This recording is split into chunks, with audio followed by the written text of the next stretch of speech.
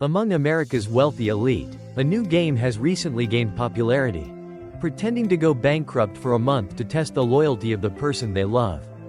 To ensure authenticity, not only are the participants' friends and family instructed to cooperate in the act, but even the companies under their names are immediately transferred to new owners. Thus, when a young heiress confidently donned a $5 trillion shirt and wore a janitor's cap to visit her first love, she was coldly thrown out the door by him. She collapsed on the curb, consoling herself for a long time, before tremblingly dialing another number. Her ex-husband, James, "I'm bankrupt, I have nowhere to go." On the other end of the line, a soft, childlike voice responded gently, "Mom, don't be scared, I'll let you stay in my room." When the call from my ex-wife, Olivia, came in, I was in the kitchen making a birthday cake. My daughter had been playing with my phone and accidentally answered it. I don't know what was said on the other end, but I saw my 4-year-old joyfully hop toward me, one slipper falling off in her excitement. "Dad, this is great news. Mom's bankrupt, she's going to stay with us for my birthday this year." The bankruptcy call hadn't ended yet. In my contacts, her number was still saved as ex-wife. The last time I heard Olivia's voice was during the New Year holiday.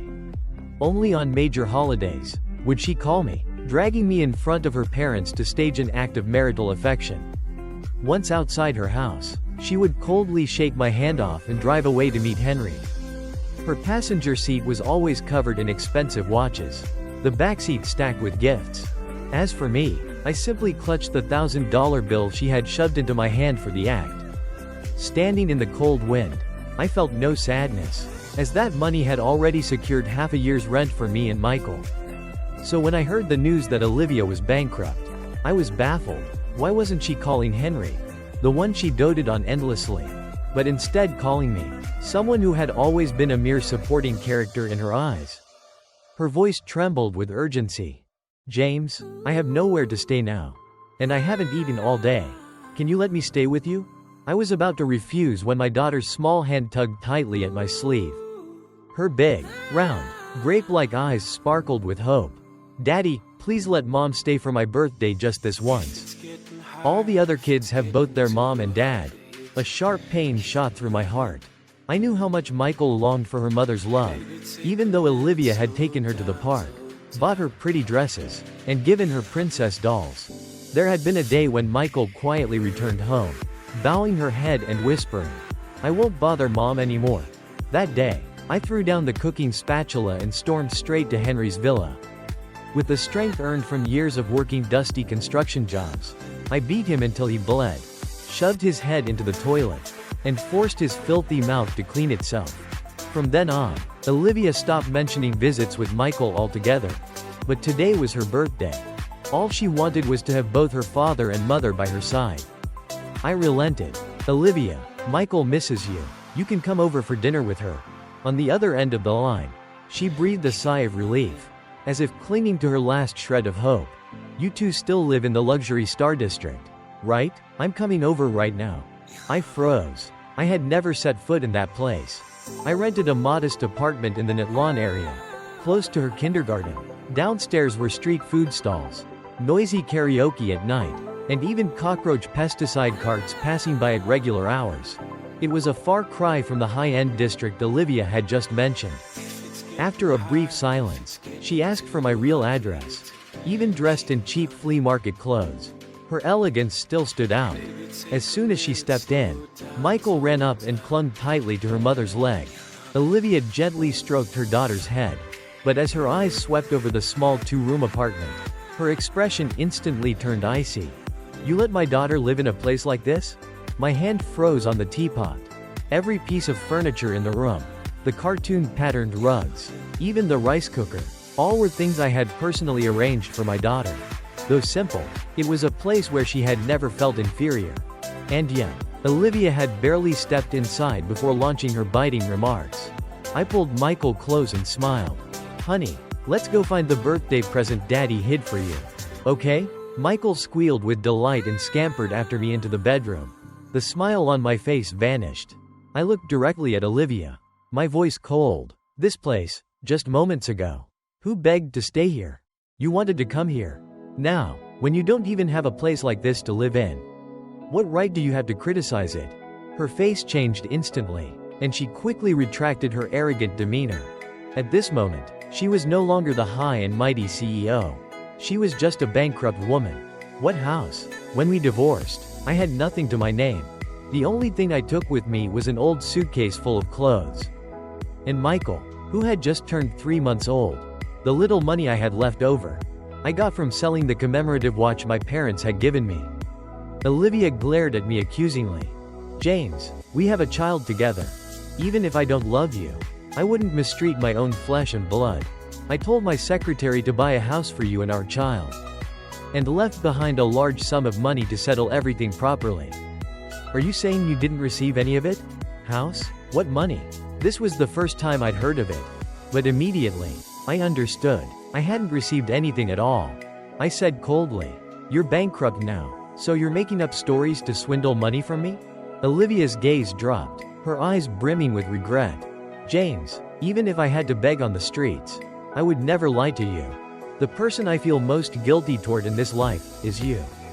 My past with Olivia was like a tragicomic novel. I was the nephew of the benefactor who once saved her family. Adopted into their home when I was 8 years old. My adoptive father loved me dearly, and my adoptive mother cherished my gentle nature. Olivia, 2 years older than me, treated me like a younger brother. She protected me when I first came to the city, took me on nature walks, helped me heal from the pain of losing my parents. And me, I buried my one-sided feelings in the pages of my diary. Until one day, she confessed to me. I naively believed she truly loved me. So I happily registered our marriage with her. For exactly $9. I had no idea that at that time, my adoptive father had given me company shares as a dowry. But at the same time, he also forced Olivia to start at the lowest position in the corporation. What she wanted wasn't me. It was a bright future and a luxurious lifestyle. After we married, I immersed myself in the illusion of love, working tirelessly, supporting her, bringing her back from parties. But in her eyes, the person who truly understood her and deserved her was Henry. She told me, "The bond between us is familial, not romantic." My adoptive father saw through everything and bluntly declared, "In this lifetime, Henry will never set foot in Olivia's house." But Olivia found ways to compromise. She didn't divorce me, keeping me around just to keep up appearances with her parents. While everything else belonged to Henry, I became a pawn in her hands. Aside from the marriage certificate, I was nothing more than a puppet being controlled. By the time I couldn't take it anymore, I grabbed a fruit knife, ready to do something drastic. Marrying Olivia was because I was too young, too naive, too foolish, being betrayed, being treated like a servant. It was all my fault. But I swore, even if I died, I wouldn't let her hurt my daughter ever again. Blood spread across the floor. Olivia froze, then panicked, clutching me tightly. Through the searing pain, I stubbornly said, "Unless you agree to the divorce and give me full custody of our child. Otherwise, I'll keep trying to kill myself until I succeed." If I died, my adoptive father would surely make Henry wish he were dead. To protect him, Olivia finally signed the divorce papers. On the day I left, she reminded me, the divorce must remain absolutely secret. From then on, every New Year's, I had to play the role of her husband in front of her parents. I agreed, but charged for it, each time, $1. The woman I once loved to the point of madness, now had to pay to beg for my cooperation. She asked me, "Do you really have no feelings left for me? Do you only care about money now?" I didn't take a single penny beyond what was agreed upon. I waited for the day she would become poor and desperate, bowing her head to beg me. And she did. The settlement money from the divorce. She didn't leave me a single cent. I truly lived through 4 years of poverty and hardship. But I stood up on my own, never relying on anyone. Reflecting on the past, Olivia frowned, lost in thought. She murmured softly, "It was just something said in anger. How could I not care about our daughter?" But those words said in anger amounted to 4 years of struggle for me. She fell silent, unable to respond. Her eyes swept over the room again. The furnishings weren't cheap, but they weren't luxurious either. Over the past 4 years, a single pair of socks she bought for Henry cost $1,000. While my clothes were worn threadbare from repeated use. She pulled out her phone and called Secretary Rose. Secretary Rose, 4 years ago I told you to buy an apartment in the luxury Star District, along with $8 million in settlement funds. Did you give them to my ex-husband? That $8 million, it would have been enough for Michael and me to live comfortably for life. There was a pause on the other end of the line. This matter, I'm afraid you'll need to ask Mr. Henry. Henry again. Once more. Rage burned in my chest. He had taken far too much already. If he dared touch what belonged to Michael, I would make him wish he were dead. At 7 p.m., I placed the sheep-shaped birthday cake on the table. Michael cheered loudly. Dad, you're amazing. I love you so much. Her group of friends chimed in with praise. Did you make this cake yourself? It's prettier than store-bought ones. I'm so jealous of you. The little girl laughed brightly, her princess dress flaring out, sparkling like the light in this humble little room. You even know how to carve fruit. And you made such a beautiful birthday cake.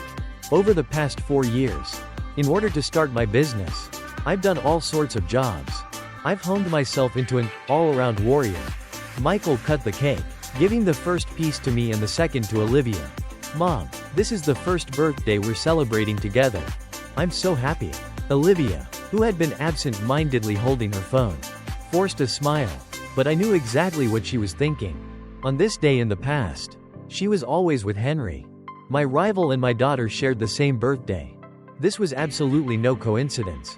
I clearly remember when she was 8 or 9 months pregnant, and Henry still wouldn't let her go. He sent provocative photos and luxurious gifts, and even went straight to the hospital. That day was his birthday, and Olivia gave him a wedding ring, promising a grand wedding. He even brazenly invited me to attend.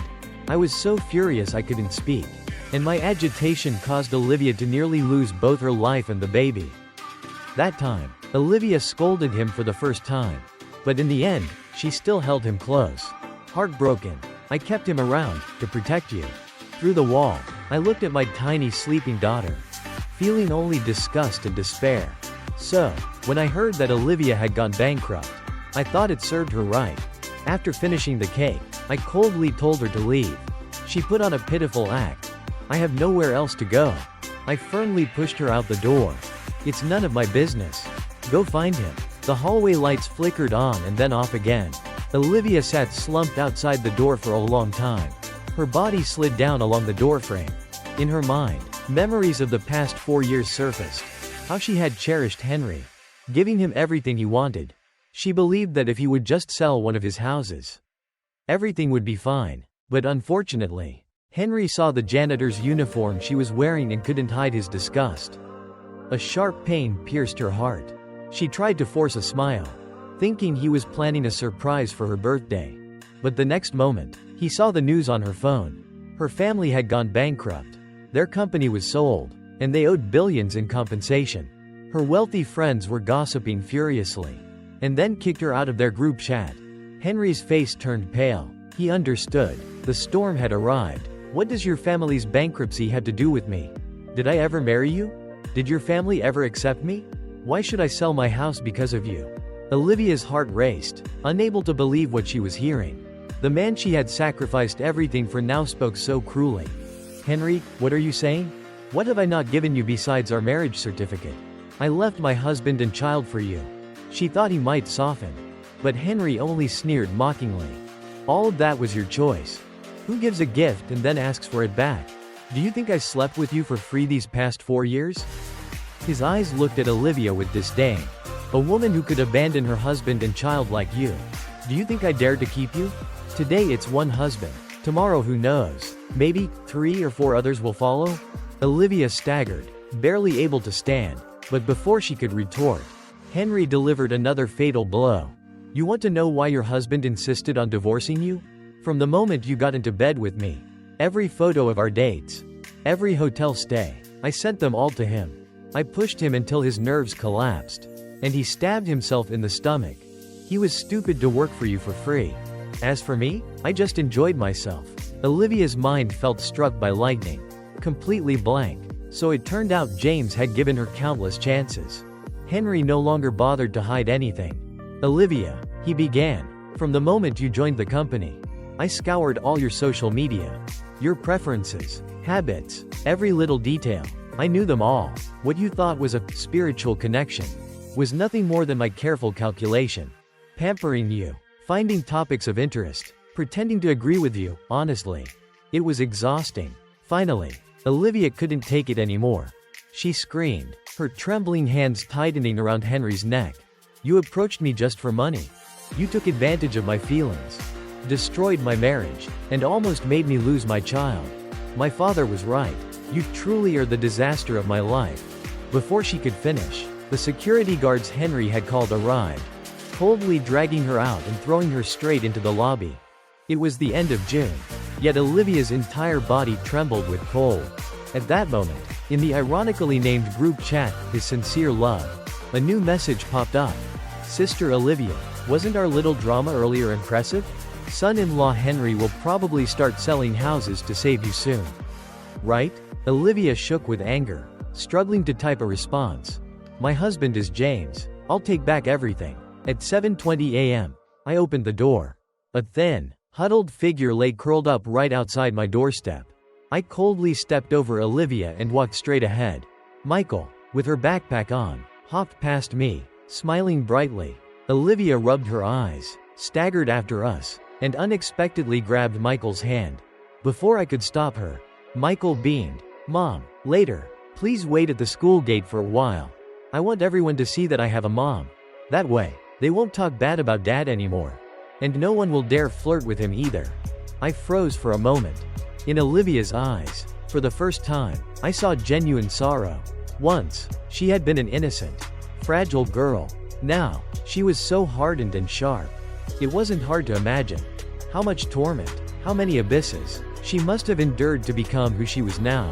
Olivia lifted Michael into her arms, choking back tears. All right, not just for a while. From now on, Mom will stay with you and Dad every day. She reached out to hold my hand. I immediately avoided it, keeping a distance of nearly 2 meters. Standing at the kindergarten gate, we became the center of attention. Michael, is that your mom? She's so beautiful. She's a perfect match with your dad. Why does your dad look so grim? Not even talking to your mom? I wanted nothing to do with Olivia. But the issue of the house. I still had to settle accounts with Henry. When I saw the luxurious 300 square meter apartment, where Henry had brazenly moved his parents in, while Michael and I were squeezed into a cramped 15 square meter room, my heart ached sharply. On one side, a kitchen fully equipped with smart appliances. On the other, me working 200% to build my startup, then coming home to cook meals for my daughter.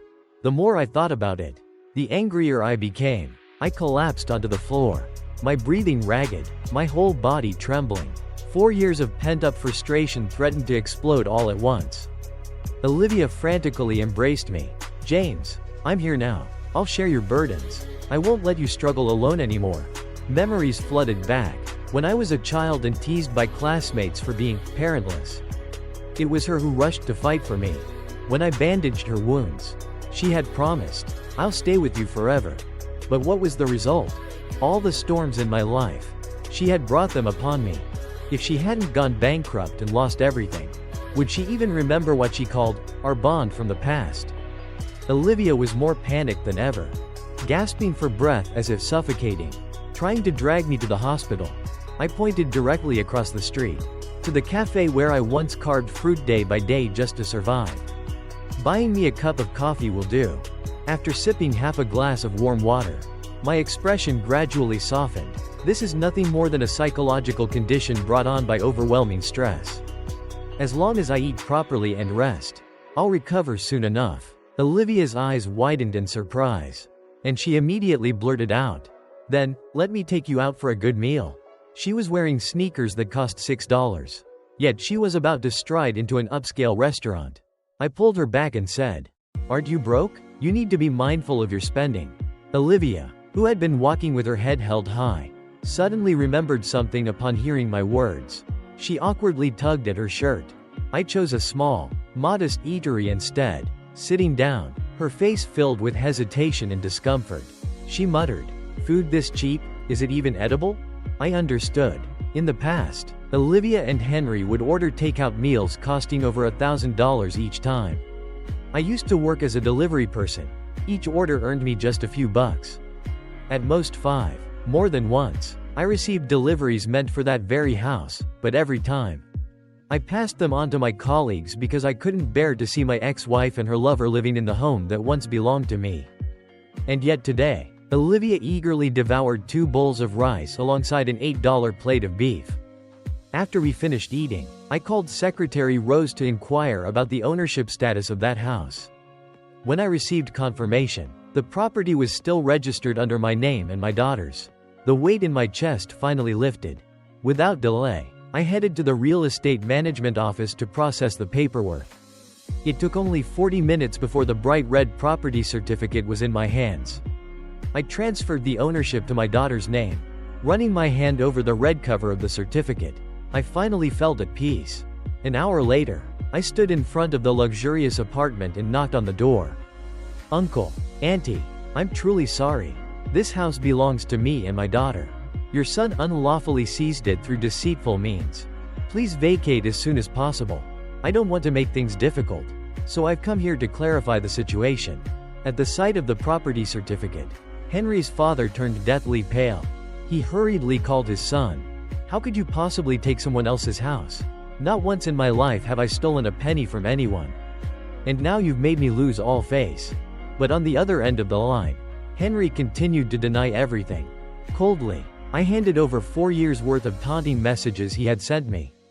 Olivia turned beet red and stepped aside, unable to look me in the eye.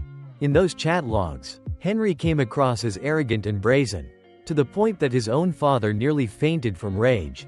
Eyes skyward, the old man laughed bitterly, then screamed in despair, "What kind of monster have I raised?" Trembling, he attempted to kneel before me. "Young man, I'm old, please forgive me." I helped him up. "There's no need for you to kneel. Wait for Henry to return and ask him yourself. The one who deserves to kneel is him." Sure enough, when Henry walked in, what awaited him were heavy slaps from his own father. But even after being beaten and scolded, he still held his head high, his voice dripping with arrogance. "I stole your wife. I took your house. So what? Life isn't fair. I'm richer, so I have the right. Are you still dreaming about Olivia? Do you think you're worthy of her?" Shamelessly, he boasted further. "This place doesn't count. I own 4 other properties, 2 cars, $20 million in the bank, and countless luxury items. In this room, I am the wealthiest person. The 2 of you, one drowning in debt, the other working for scraps. How can you ever compete with me?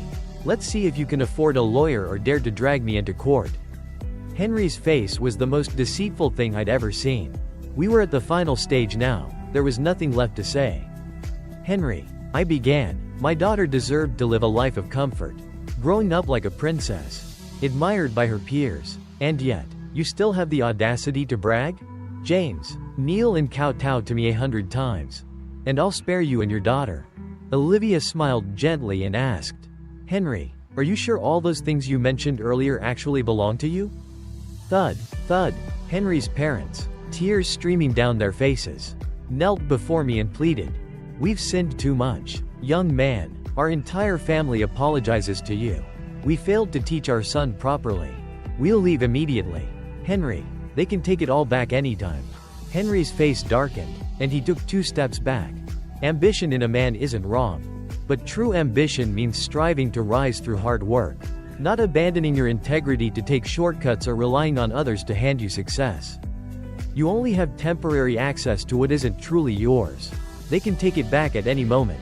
Henry's face grew even darker, and he retreated 2 more steps. I thought to myself, no matter how infatuated Olivia might be, she wouldn't willingly give away houses or cars. Right now, Henry is just taking advantage of my current poverty to act even more arrogantly. Do you know why you haven't had children yet? Because you climbed over my suffering to get where you are. Your path to having children was blocked long ago. Even the unborn children know their father is a homewrecker, so they refuse to be born into your household. The last time I visited the villa, I caught Henry brewing traditional Chinese medicine. "I don't ever slow up, no I don't take shit. I got no love for the fakeness. If you wanna play tough and wanna hate this, I'll always show up. I don't ever slow up, no I don't take shit. I got no love for the fakeness. If you wanna play tough and wanna hate this, I'll always show up and make a statement. I don't ever slow up, no I don't take shit. I got no love for the fakeness. If you wanna play tough and wanna hate this, I'll always show up and make a statement. Everything I do so instinctive and so passionate. Every word I move so descriptive like an adjective. I got a vendetta against people who patented being negative when you should be getting after it. I got facts over tracks, this and that. Spitting slow, spitting fast, I could roast, I could gas. Think I'm okay at last, but I don't know if that can erase all the past. And the pettiness, a reflection of the emptiness. Hilarious, you think you're worth my time, you're delirious. Mysterious, because you hide behind a fake exterior. Inferior, you know I'll always be a bit superior. Get off of me, this ain't no humble brag. I want you to hear words, you can say them back. I want you to feel free from the chains at last, and to believe in what you got, it was built to last, yeah. Now that I've been put through hell, I never got anyone's help. I had to do it all myself. I don't ever slow up, no I don't take shit. I got no love for the fakeness. If you wanna play tough and wanna hate this, I'll always show up and make a statement. I don't ever slow up, no I don't take shit. I got no love for the fakeness. If you wanna play tough and wanna hate this, I'll always show up and make a statement. Gonna learn the consequence of being incompetent. Mental health is confidence, dreams and some honestness. I'm not here to save the day, that's for you to take away. I could play a million mind games, but instead I say something not illogical, something that is topical. Rub it on and watch it go, make yourself unstoppable. Dreams are irresponsible, but they're always possible. If you just believe, you could be so remarkable. Thoughts in my head, a collage and they spread. I'll be great one day, going off of my meds. No I'm not giving up, no I'm not giving in. I will make it to the top, taking off in the wind. I gotta make it, I'm saving every day to taste it. I'm patient, but my mind, it can hardly take it. I'm chasing a dream that I've had for several ages. A vacant, modern kingdom for the taking. Now that I've been put through hell, I never got anyone's help. I had to do it all myself. I don't ever slow up, no I don't take shit. I got no. When the time comes, I'll visit you and Michael, one friend said. I nodded without hesitation and sent the address via Zalo. That night, after Michael had fallen asleep, Olivia finally spoke up, her tone dripping with sarcasm. The way Charlotte looks at you, she's practically devouring you with her eyes. Don't tell me there's nothing going on between the two of you. I just gave a cold laugh. Olivia's hypocrisy knew no bounds. It left me speechless. No matter what, she had no right to judge me. Yes, Charlotte liked me, but the relationship between her and me couldn't be further from the filthy mess Olivia had with Henry. Hearing this, Olivia's face flushed red, but she had no comeback. But she couldn't argue back. Henry was truly despicable. He was dirty, and so was she, just as tainted. I held out my hand, revealing the calloused, rough palm. Olivia, I'm not omnipotent. These hands of mine don't know how to make a lot of money. Nor do they accomplish anything grand. No matter how hard I try, I'm still weak. Charlotte once saved me, helped me, and took care of Michael. She did so much on my behalf. I was grateful to her, so I couldn't bring myself to outright reject her kindness. Because I truly had no other options left. Olivia's accusations felt like nothing more than mockery in my eyes. If she had ever fulfilled her duties as a wife and a mother, I wouldn't have needed to accept help from an outsider. Her expression froze, then softened as she asked hesitantly, almost worriedly, "You said she saved you?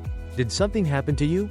At that moment, my throat tightened, because it involved her too.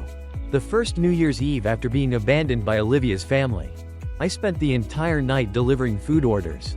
Right as fireworks exploded brilliantly in the sky, I slipped and fell hard inside a small shop.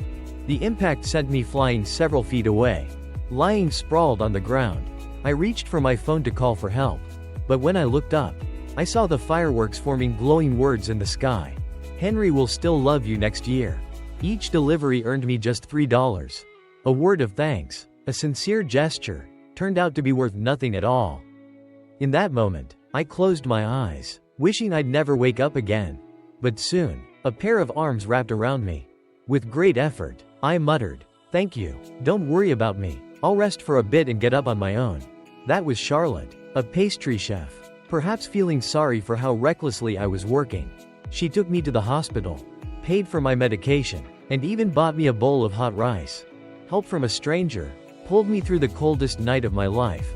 Later, while talking, I discovered we lived close to each other. After leaving the hospital, our chance encounters, which I later learned were deliberately arranged by Charlotte, always left me pretending to be surprised. Among those who had tried to approach me, only she was genuine, only she was trustworthy.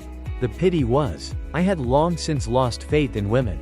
All I wanted was to find a mature, upright woman for Michael, someone she could look up to as a role model.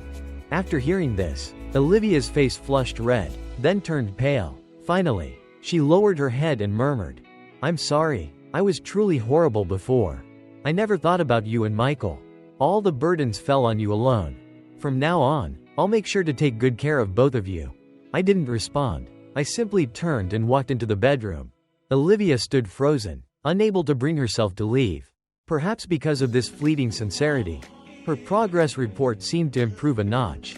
That night, I slept on the couch. During the day, she even invited me to have lunch with her.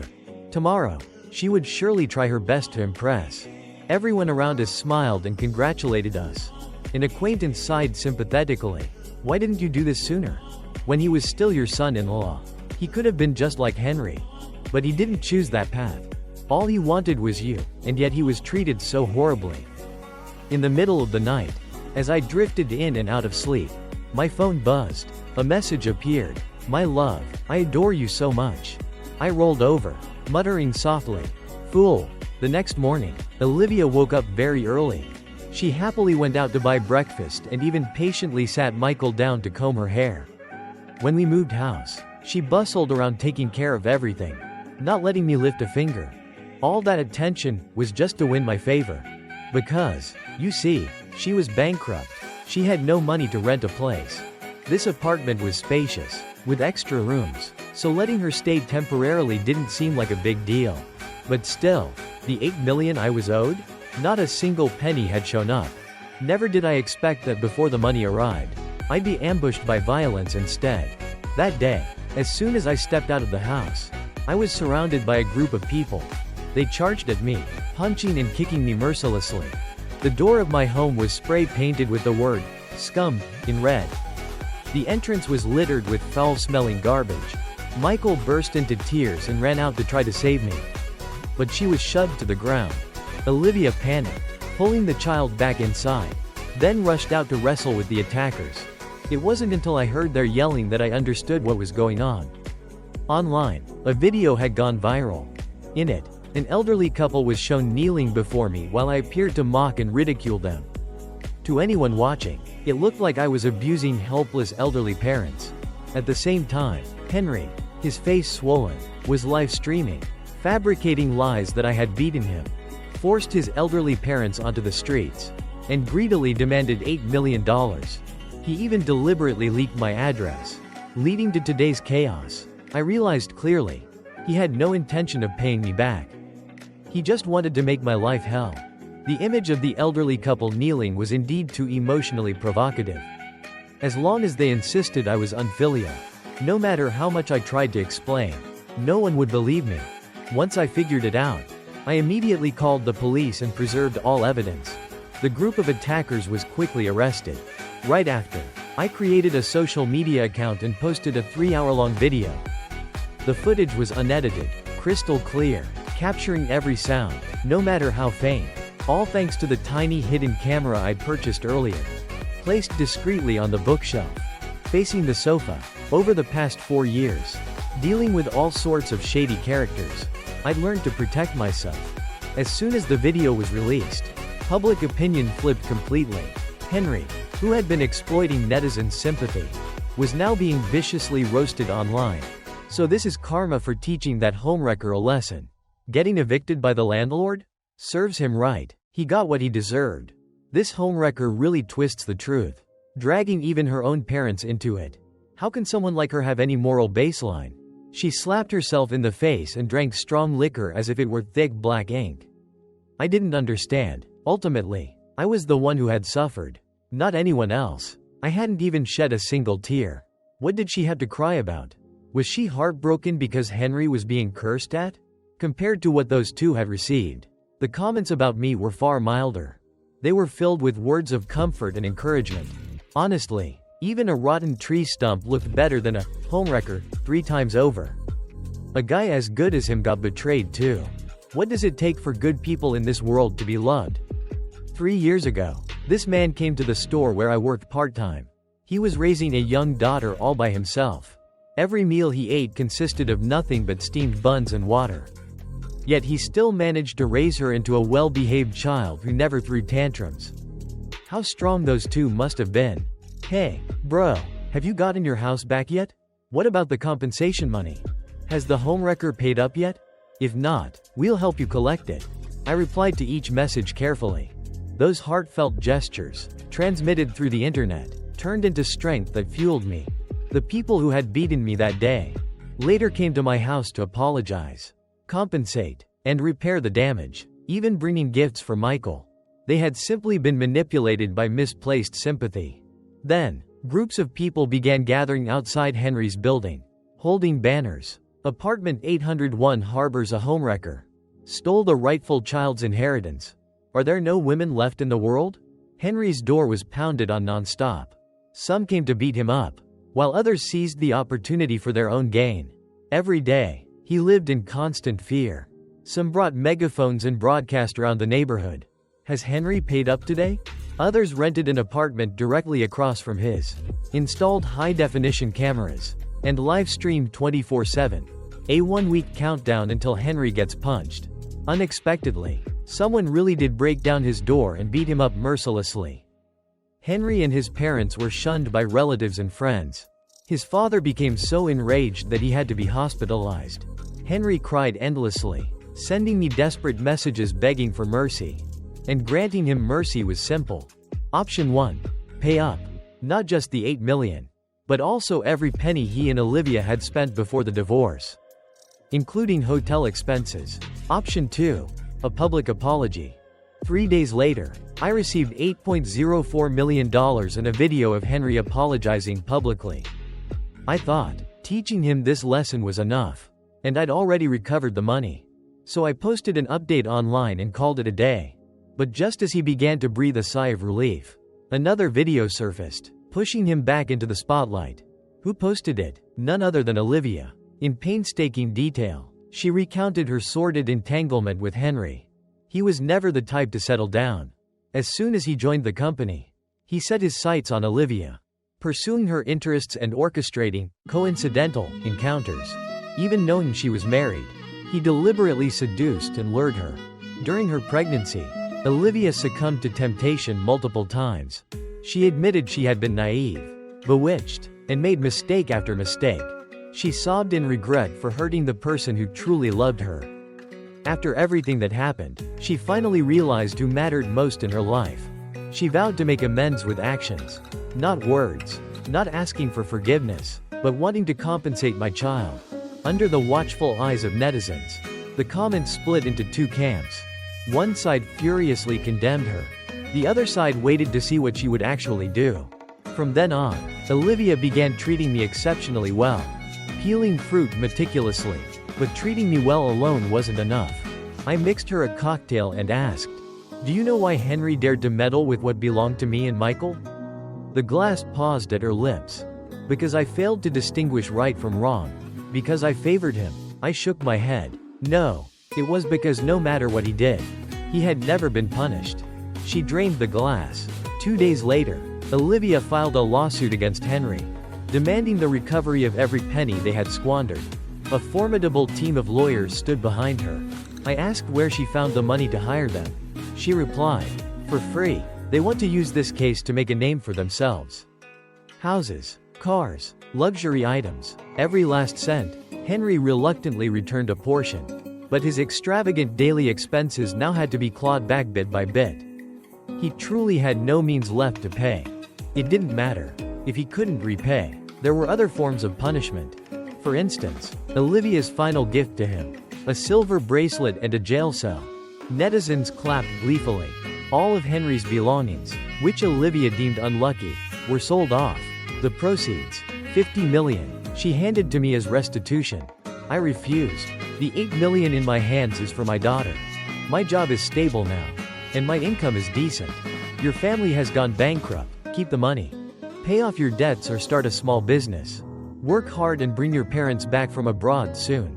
Life overseas is tough for the elderly. My actions surprised Olivia. But upon reflection, it wasn't entirely unexpected. I genuinely cared for her parents. She smiled and considered it a loan. Later, Olivia took a screenshot of the transfer and sent it to her close friend group. The chat exploded. Sister Olivia, it was just a game. But it really tested who's genuine and who's fake. Good heavens, are his martial arts skills really that impressive? Where on earth did you find him? Were you blind back then? How could you let him slip away? James endured so much hardship over the years, you truly wronged him. Stop deceiving him. The sincerity he's shown has moved everyone online. Can deception ever replace genuine love? Later, Olivia confessed openly. She had pretended to be poor just to test me and Henry. I was surprised but took it as good news. Her parents were safe. Henry's true colors had been exposed. And Michael now had a loving mother by her side. So what else was there to suffer for? No diamonds needed. Over 50 million I helped her win back was more than enough. After winning, she happily gave it all to me. Olivia grinned ear to ear, calling out, "Honey," so naturally it left me stunned. That afternoon, she dragged me to the mall for a shopping spree. Clothes, watches, you name it. I mimicked Henry's flattery from before, throwing in a few compliments. She spent money with a radiant smile, utterly blissful, dressed sharply in a suit. I looked dazzling, my spirits soaring. Olivia snapped photos and posted them online. The internet buzzed with comments. That's right, making amends to her husband and child should be done to this standard. We'll keep an eye on you every single day. In the days that followed, Michael and I went to Disneyland to watch the fireworks. Our happiness was evident, and the online community finally felt at ease. Olivia's corporation gradually stabilized, and its stock prices soared. Finally, I called Mr. Liao with peace of mind. On the last day of the bet, I received a dazzling diamond ring, and was pulled into Olivia's close friend group chat. She intended to give me the ring. When I brought the ring to Henry, he looked haggard, pale, his body still bearing signs of injury. I spoke first. Do you know? Olivia pretended to go bankrupt. It was all just a test. Henry froze for a few seconds, then erupted in anger. Lies. What do you mean? Pretend? Impossible. I personally witnessed the company change ownership. Are you saying she invited someone to stage an act? He shook his head repeatedly, as if his entire world had shattered. As he looked at me in my designer suit, realization dawned. He knew I was the victor. I gave a faint smile. You passed the test. Taking responsibility for her debts, you're truly a fool who brought it upon yourself. I changed the subject. To be fair, your abilities aren't bad. If you'd relied on your own efforts, you might not have ended up in jail. Don't trust women too much. They only love themselves. Henry's face twisted in despair. Tears streamed down. At first, I never intended to touch your money or property. But I couldn't accept it. How could she lie beside me yet warn me not to let you find out? How could she claim she suffered through the divorce when it was her choice? And after divorcing, how could she still send you money? Why did she cry alone the day you left? He screamed and sobbed uncontrollably. Suddenly, I understood. No wonder he lost. He had been chasing after that vague, illusory affection. Perhaps Henry had genuinely fallen in love with Olivia. But why was Olivia treating me so well now? Not entirely. Perhaps, maybe, it was because she realized the value of true sincerity during tough times. Back then, Olivia handed me a shared transfer agreement, tricking me by saying it was part of our wedding plan and urging me to sign. Without even glancing at it, I signed joyfully. At the time, I loved her so deeply that I was willing to give everything, only hoping for her career to thrive. But in the end, she chose someone else. Now she's come back to me. But it's only because she's realized the worth of genuine feelings. Yet the love I once had for her had long dried up. From the moment I saw our frail child lying on the hospital stretcher, and her embracing Henry in the hospital corridor, everything vanished. At the end of summer vacation, Olivia handed me another agreement. Her hand covered the top portion, instructing me to simply sign at the bottom. I glanced quickly and spotted the words, transfer of 25% shares. but I feigned ignorance and signed immediately. She tucked the paper away, her eyes soft, smiling gently, clearly intending to use this momentum to rekindle things. I gave a faint smile and replied softly, "Thank you, sis." The word sis struck like a knife to her heart. Olivia trembled, suddenly pulling me into a tight embrace, choking back tears. "Don't call me sis. You know, I never stopped loving you. The divorce back then wasn't because of Henry, but because I was afraid you'd destroy yourself. You'd rather die than let go. I didn't know what to do. I even thought about finding you. But how could I possibly look for you?" Hearing Olivia speak, I just laughed. How ridiculous. She was simply greedy, wanting to have it both ways. 4 years ago, my decisive action left her harboring resentment to this day. But I had long since let go. "Sis," I said coldly, "I realize now that I was wrong before. What I thought was love for you was actually just familial affection. You'll always just be family to me." That invisible bullet struck straight into Olivia's hollow heart. Desperately, she tried to deny it. No, it's not true. You loved me. I could feel it. It's just that you've been hurt for so long. Can't we try to find our way back to how things were before?" I stared directly into her eyes, my tone calm but icy. "If Henry had passed the test that day, your phone would never have called me, right?" Olivia opened her mouth but couldn't muster a denial. The memory of that day choked her speechless. Inside, my heart was as still as water. I stood up. "Sis, I need to get home and prepare Michael's school transfer papers." As I reached the door, I faintly heard her whisper from behind, "If I didn't love you, why would I have married you back then?" I didn't turn around. That was her story. It no longer had anything to do with me. All I knew was that those 25% shares yielded hundreds of millions in profits each year. I invested 50 million and now reaped over $1 billion. A deal too good to pass up. The first time I discovered that True Feelings Group was when Olivia got roasted online to the point of collapsing in tears. That day, she passed out drunk, her phone falling right in front of me. A message lit up the screen. "Olivia, after all this drama, is the True Feelings test still on?" Curious, I unlocked it, and to my surprise, the password was my birthday. Their absurd little game. I saw it all clearly. Henry lost his privileged life just because he failed their challenge. So I couldn't afford to lose either. I knew that with Olivia's generous nature, if I gave up one gem, she'd give me 10 in return. Thus, I played the role of someone who treated money like trash. And I completely won her trust. How laughable. Those spoiled rich kids turned emotions into a joke, naming their group True Feelings. True Feelings? How much are they worth? Money is the only thing that truly matters forever. With money, I gained security, confidence, power, and choices. A week later, I wore my new suit to work. The company was thriving, and I had to keep pushing forward. For my daughter, on the way home, I passed by a toy store and bought Michael the Boo Bear she'd wanted for so long. Just as I was about to explain her mother's situation, she calmly said, "It's okay, Dad, Mom's a traitor. She abandoned me for Uncle Henry. Between him and you, she didn't choose you. So, the most important person to me isn't Mom. It's you. And the most important person to you is me." I froze. Never did I expect a 7-year-old to say such words. I knelt down and hugged her tightly. "Michael, I'll make you a real princess. I'll pave a path of flowers for you." And Olivia? Heartbroken, she hid herself away at home, then wandered under the moonlight for half the day. Finally, she returned to the old house, forbidding anyone from going upstairs. She opened James's room and lay down on his bed to sleep. When she woke up, she opened the drawer. Inside were only a few old items. An eraser from elementary school, a pair of glasses, a ring bought with part-time job money, and a few diaries. She flipped through each book, page by page. At first, they contained childhood memories, but gradually, they turned into love letters. Every line, every word expressed the hidden feelings of a teenage boy secretly in love with his older sister. By the end, her vision blurred with tears. On the final page, there was only one sentence. "James likes Olivia. Olivia?